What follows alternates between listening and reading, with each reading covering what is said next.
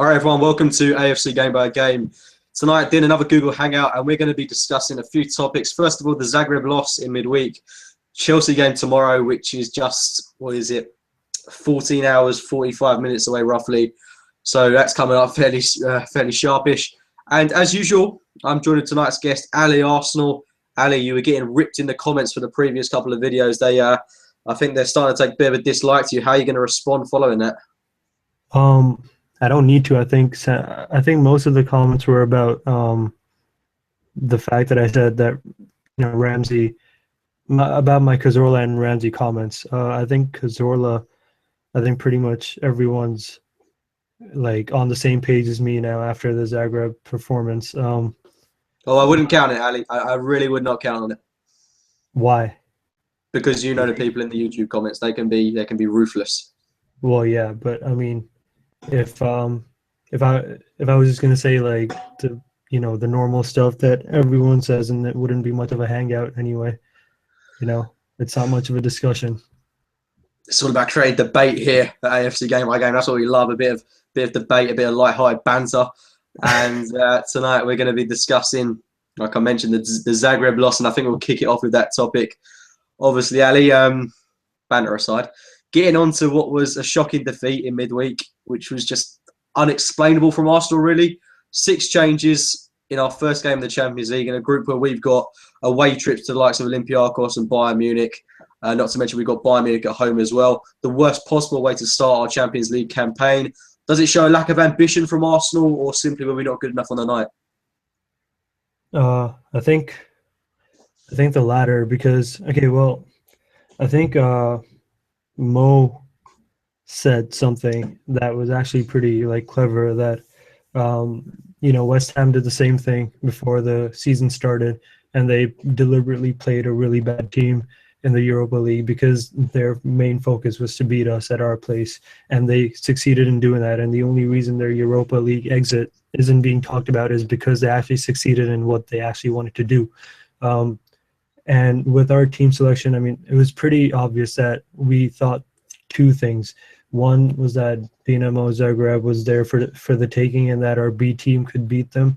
And the second thing was that, we got Chelsea coming up, so we have to rest a lot of our main players. And the only way this Zagreb result isn't going to be in the spotlight for much longer is if we actually go there and, grind out a result. I think Chelsea aren't in the best form, but like I said before, they're gonna, you can be sure that they're gonna turn up for this game. I guess, I mean, our performance when I saw that, our team selection was so weird, that because we rotated a lot, but at the same time we sort of kept a lot of the players as well. Like our center back pairing, Koscielny and Gabriel, that's somewhat of a pairing now. So we kept that. Then we kept all of our, attacking players, most of them, consistent in the team. Cazorla was there, Alexis was there, Giroud was there, and Ozil was there. And, so there was a bit of stability, but at the same time, we removed some very, very key components, mainly Cech at the back, who gives the defense a lot more confidence than Ospina does. Coquelin, who makes pretty much every single worthy tackle that we ever make. And then Ramsey, who's just an engine, and he just, he keeps the team ticking because he does just everything. So if you remove those 3 players at the same time, stuff like this can happen. And in the previous hangout that we did together, I said that Dinamo Zagreb was, it was one of those teams that it might not be an easy game, but it should be an easy game because they're levels below us. But of course, that wasn't the case. And as soon as I saw the team sheet, I actually tweeted it out before the game started. I said, yeah, we're losing 2-1 because we did the same thing against Southampton. We rotated the whole team, and then we lost 2-1. So it's not much of a surprise, but it's still a disappointment. Yeah, I see where you're coming from on that one. considering we took out Bellerin, considering we took out Monreal, definitely considering we took out Cech and Coquelin, there was potential for a Dynamo Zagreb team that at the time was about 41 games unbeaten to exploit us. And you've got to give credit to them for beating us. And now they're on something like 42 unbeaten at home, which is just a fantastic record. I don't know if that's at home, might be away as well, but absolutely fantastic record for Dynamo Zagreb, albeit whether it's in the Croatian league or not. Remarkable achievement that, and I think they're going to give us a really tough game at home. You also mentioned there that you were comparing it to the West Ham exit from the Europa League. So do you honestly think that if we were to beat Chelsea the weekend, then this result against Zagreb would be glossed over? Because in my opinion, irrespective if we beat Chelsea, that game was unacceptable considering that we're in a group with Bayern Munich. It just shows a lack of ambition, in my opinion, that we were in the Champions League. A chance where, I'm not saying we're going to win it. I really do doubt we will win the Champions League, even if we had added a striker to our squad. But I honestly think it just shows a lack of ambition that we're playing players like the past, like Arteta. For me, that just wasn't good enough in a game that had to be a guaranteed 3 points on the board. I think Wenger's got a bit too much blind faith in his own players at times, and overall I was disappointed with how that went. But something that could happen, that could quite easily happen, is we've lost that game in midweek. But you say, similarly to Mo did on Arsenal Fan TV, if we beat Chelsea, then everyone will forget about it. But like West Ham did against us. But if we lose to Chelsea, then what are we in then? Are we in a crisis or what? Well, it's the usual crisis that we have every single week anyway. But no, I mean, that's not my comparison. That's Mo's comparison. But the place where I sort of disagree with Mo is, the difference between West Ham and Arsenal, despite there being many, the one particular to this case is that West Ham accepted the fact that, they're not going to win the Europa League. And even if they do, Champions League is not some place that they belong. They just accepted that, and we all agree with that. Whereas for Arsenal to win the Champions League, it's not exactly, our club is at that caliber. Our club is in terms of footballing importance, it's up there. So, for us to win the Champions League, it's not going to be, it will be unexpected, but at the same time, it'll be long overdue. So that's, and I mean, so that's where I disagree with Mo, and that's why I think I agree with you as well that the team selection, while it was being, wary of the Chelsea game midweek, on the weekend, it did show a bit of, sort of taking for granted that we were going to win it. And like you said, that shows a bit of a blind faith in players that haven't played for a long time. Yeah, I do see where you're coming from though, but I mean, there were decent players on the pitch against Zagreb though. That's what I don't understand. Bar Arteta, I still think that was a squad that was decent. I think Debuchy, given his age, shouldn't be putting in performances of that caliber. I know he hasn't had a string of games, but how much money is he on a week? I mean, it's ridiculous that a player of his age, his experience, is playing like some absolute garbage. Wait, did you see this? This guy posted a picture on Twitter, and it was from the press conference of their manager, I think. And he said this. He said that we saw the games that Arsenal lost against big teams, and basically what every single team does is they crowd out the middle and they stop the quick passing. They just interrupt the flow of the game, and that's exactly what they did. And it was, the caption of the photo was, "This is why Arsenal's predictable."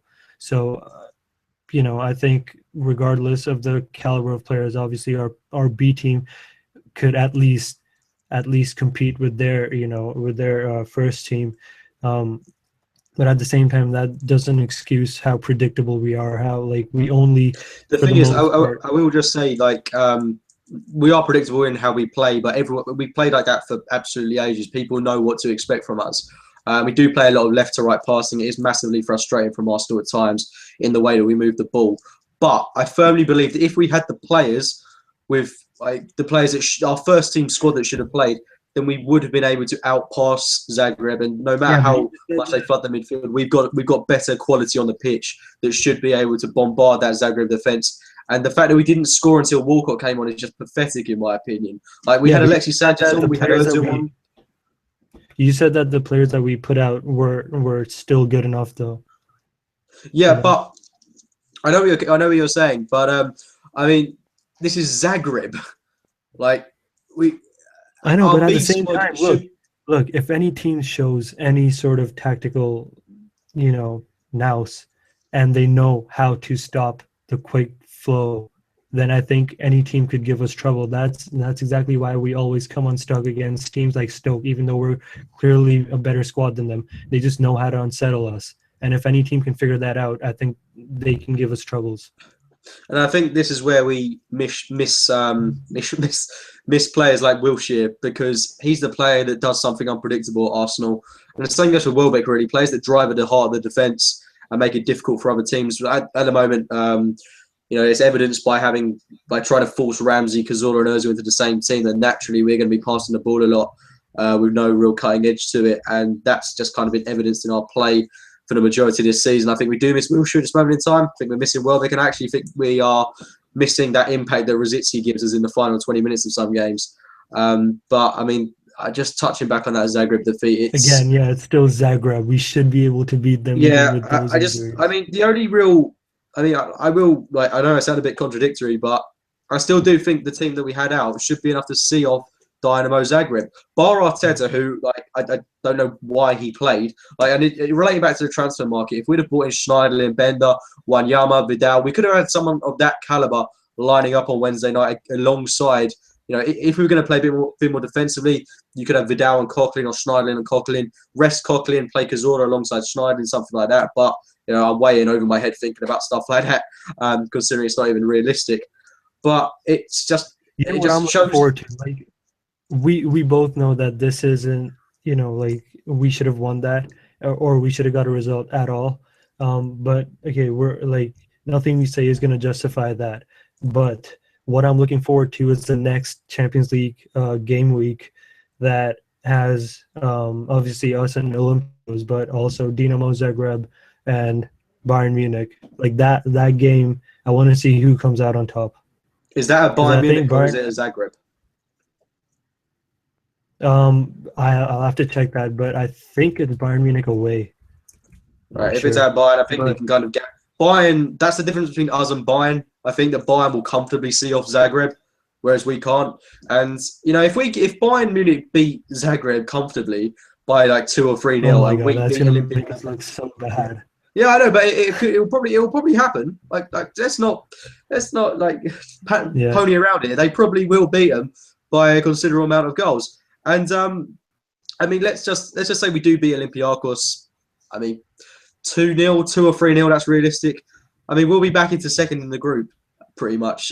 That's if Zagreb lose by a couple of goals, which isn't awful, but considering we've still got Bayern Munich to play, it does still concern me. And I really wanted us to rival Bayern for a top spot in this group, which is just, we're not getting top spot now because we've botched it up on the first hurdle. Really, it's just typical of us starting slowly. And one thing I did want to bring up about this game was Gibbs ducking out of the ball for the second goal. What is going on with that? He's ducking out of a challenge. He just bottled it, really. What did you make of that for the second goal? Well, I think, okay, so the thing is, I actually watched the game on my phone in a lecture, so I couldn't see all the the mini details, but I did hear someone say that sort of justify Gibbs' performance on the whole. They said that, like, he didn't play like that bad. Obviously, someone pointed out that duck, the way he ducked.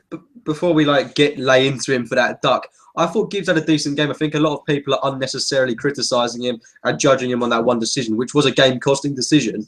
But at the same time, if we're going to look at some positives from his performance, definitely trying to get into the Arsenal team because he's always had his head up. He was striving forward, looked really good going forward. Defensively, a little bit questionable in my opinion. Monreal's a bit more solid in that respect. But given that Luke Shaw's out, Gibbs has been making a name for himself as England's first-choice left-back predominantly because he's kind of the only option at the moment for Roy Hodgson. And if he's being kept out of the team by Monreal, then his future is really up in the air at the moment. So Gibbs had a good performance, but if he's going to be ducking out of challenges that put us 2-0 down to a team that, quite frankly, we shouldn't be losing by that margin to, it's embarrassing from Kieran Gibbs, in my opinion. And just really wanted to get your take on it. I can't say anything to defend that. I mean, like the dude wasn't even looking at the ball; he was looking at the ground. Like it looked like he wanted to jump, but at the last second, he was just like, you know what, fuck it, it's probably not gonna go, and someone's probably behind me, and that's laziness. And what did you make of Debussy's performance? Um, well, I think we all saw why Bellerin's always picked ahead Is of it him. not I think concerning Bellerin. that like Debussy's being kept up by a teenager? Well, yeah, it is. It shows that Bellerin is way more intense than him, both offensively and defensively. Which is, it's a shame because we paid 10 million for him for half a season, and now he's being kept out by a teenager. The thing that frustrates me with Debussy is that he was kind of giving it the big one before the Community Shield, saying that, I'm a decent player. If I want to leave, I can leave. I'm being Yeah. kept out by a teenager. But he's given an opportunity in a game where he has to perform, and he was just abysmal. He was shocking. He didn't take his chance when it came to him. Bitterly disappointed with Matthew Debussy. And on a final note from the Zagreb game, Olivier Giroud getting the red card. His performance was utterly just disgraceful. Does he start against Chelsea for you this weekend? No, I think even if he was not on a run that's as bad as this, I think um, Walcott's always the better option in big games because unlike small teams, in big games, the big teams always are more adventurous, and that means that Walcott can get in behind because they don't play as deep as the small teams do. And even then, Walcott has a good record both in the Premier League that or not in the Premier League. He's scored 11 goals in his last 11 starts, and also he has a good, a good record against Chelsea itself. So I think Walcott has to start that game. I'd agree with you on that one, definitely. I want to see Walcott start up top. But relating back to Giroud, I mean, the guy has frustrated me so much recently this season. He's got 2 goals in, I think, it's 5 or 6 games now for us, which certainly isn't awful by any means, but his performances are just looking more and more and more shocking every game he plays in. Yeah, I mean, it's really weird that, like, I've noticed that every single time Giroud's on form, Arsenal in general are just on form. Whenever he's scoring, like he has that purple patch where he scores like 10 goals in 10 games or something like that. That's always like coinciding with when we're on our run. I mean, that's when he plays bad, we play bad. It's really weird. Like people don't think that he's a big player, but clearly he has a big impact on the way we play. Yeah, definitely. And just got a comment in from Super Elite Gamer 123, who mentions that Bertrand would actually be a really good choice for the England first choice left back spot, which I completely forgot about him. Honestly, when talking about Gibson, I completely agree with you. Great comment that Bertrand is definitely a class player, and considering that Gibbs hasn't played, definitely deserves to be England's first choice left back, in my opinion, anyway. But we've talked about Giroud. Let's not stick on that topic too much. Don't want to depress ourselves any more than we have to. We've talked about the Zagreb defeat, so all in all, this is getting more and more positive. And let's take a look ahead to Chelsea, which can obviously only be a good thing. So we don't go into the game on the best of confidence. I will take into account that we heavily rotated the squad midweek, and if we play the same team that played against Stoke City, then I think we'll come out of this game with at least a point to our names. I think a point would be not acceptable, but I think to rectify what happened against Zagreb, we need to get 3 points. But I would come away with a point quite happily. I mean, what are your feelings going into the game? I really don't feel good going into this fixture. Okay, so the last time we talked about this, that was really hopeless. But I think it's like right now it's looking up for me a bit more, but it's not because I'm more hopeful or whatever. It's simply because I'm just more excited for the game because I think Chelsea and Arsenal are always, games that bring something different to the, it's not all about football. It's about a lot more than that. It's about the, off the pitch antiques that go into the game, the history between the two managers. So I think the game itself is just a very interesting, affair. So, I mean, I think, players like Cesc Fabregas, Diego Costa, they know exactly what this game would mean. And with the added, addition to Czech to our side, I think we have a better chance than we did in the last few seasons against them. I think we should get a draw, especially the way Chelsea are playing this year. Do you think we can go out and win there? Because although they've got the 4-0 win in midweek against Maccabi Tel Aviv, if we play like I know we can, I think we can oust this Chelsea side. But Look, I think the Premier League, especially this season, is like the results in other competitions do not at all transfer over to the Premier League, especially this season, because confidence-wise, if we'd have beaten Zagreb, we'd have had the win against Newcastle, the win against Stoke, and the win against Zagreb heading into this game. Now, look at that whatever way you like, but it would have given us momentum and confidence heading into the fixture where we so desperately need it at a ground where we have an appalling record. well, yeah, okay, yeah, but like, okay, let me go back to the point though. For example, Memphis, he's a good player, still hasn't done shit in the Premier League, and but every time he goes out of the Premier League and he plays in the Champions League, he scores goals, but then he comes back and he doesn't score goals. Same with Kane. He went on England duty and he scored a couple goals, came back, went back to being a flop. So especially this season. Oh, that's a bit. I wouldn't say that. Kane being a flop, I wouldn't go that far, mate. He hasn't done anything this year, though. No, he hasn't done anything this season. I just say he's out of form. I wouldn't regard that maybe a one-season wonder, but I wouldn't regard him as a flop. This season, so far, he's been a flop.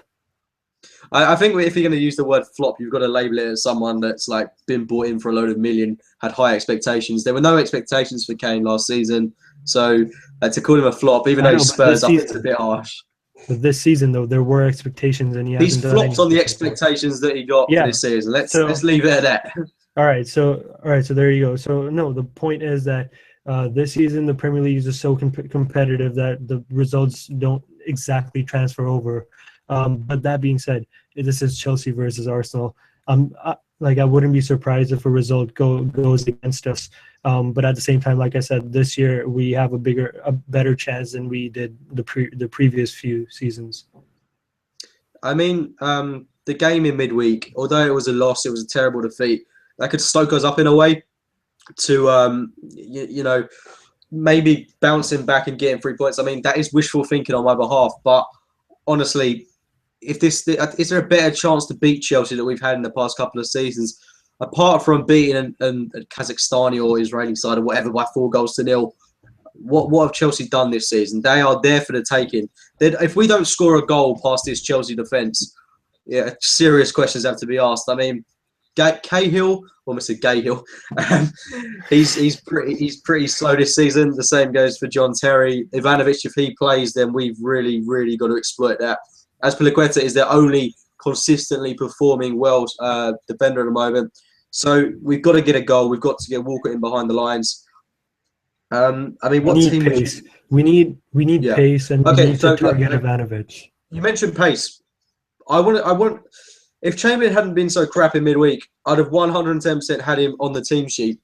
But now I'm more inclined to play Ramsey on that right-hand side. And I just feel like I'm contradicting myself because for weeks and weeks and weeks, every Arsenal fan has said, you know what, we don't want Ramsey on the right-hand side. It narrows our play. We don't look dynamic.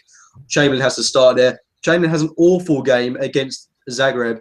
And now, what do we do now? Do we persist with him or do we bring Ramsey back into the side? I don't think we should play Chamberlain at Stamford Bridge. The thing with Chamberlain is, defensively, he is liable. I love Chamberlain. He's one of my favourite players at Arsenal, but defensively, he is an incredibly he's a bit of a liability to Arsenal at times defensively. But going forward, he's one of our best players, if not the best. But it's I just worry in a game where they've got players like if Pedro is declared fit for the game, which I doubt he will be, but they've got players that can hurt us on the counter. I guarantee Hazard will put in a man of the match performance tomorrow. You could put a tenner on that because I can see that happening. So what would your team lineup be for tomorrow? Well, I have a question for you. Okay, so Mertesacker or Gabriel? Oh, tomorrow, 100% Gabriel. Gabriel? Why? Because of the pace? Not just for the pace, but I think there's now an established bond between him and Koscielny. The players are complementing each other so nicely. To throw Mertesacker back in when he hasn't had much game time, I wouldn't objectify to it by any means, but given how Gabriel's playing, he was one of our best players in the game midweek. One player that can leave holding their heads up high. He's been one of our most consistent players. We've got a back five now of Cech, Bellerin, Gabriel, Koscielny, Monreal, Coughlin protecting that back line. It's full of pace, it's full of power, it's full of strength. I can't see Chelsea scoring too many goals past it, and that'd be my reason for playing Gabriel. Okay. So you picked out the back six the back six that I would have picked out or the back five, right? Cech, and then the back four, then Coughlin in the middle, obviously. Who plays next to him? Cazorla or Ramsey? Well, this is the one that I'm trying to get my head around. I worry that Cazorla is going to be ousted in the midfield by the likes of Matic, Oscar, etc. I worry that he'll be nullified in the game. But at the same time, I'd love to have him put in a performance that he did against City last season. But with Cazorla, it's a bit of a gamble. I don't think he's played all that well this season. I would like to see Ramsey play in there, bulk up the midfield maybe. Yeah, that's exactly why I got blasted last week in the comments too, because I said that, Cazorla hasn't been at the form that he was last year. I think he peaked last year. Obviously, I'm not saying that he's gonna continue playing like this. I think he will pick up eventually. But at the form that he's right now, he's not at the top of his game. I think we need presence in the midfield, so I think we should go with Ramsey and Coughlin in the middle. Okay, then who do you play on the right-hand side? On the right-hand side, because now you've been left with an ultimatum. We want to see Walcott start up top, I think the reason. Okay, look, I think Chamberlain would be a good option on the wings because Alexis. But do you not worry about how he'll perform defensively? Listen to me.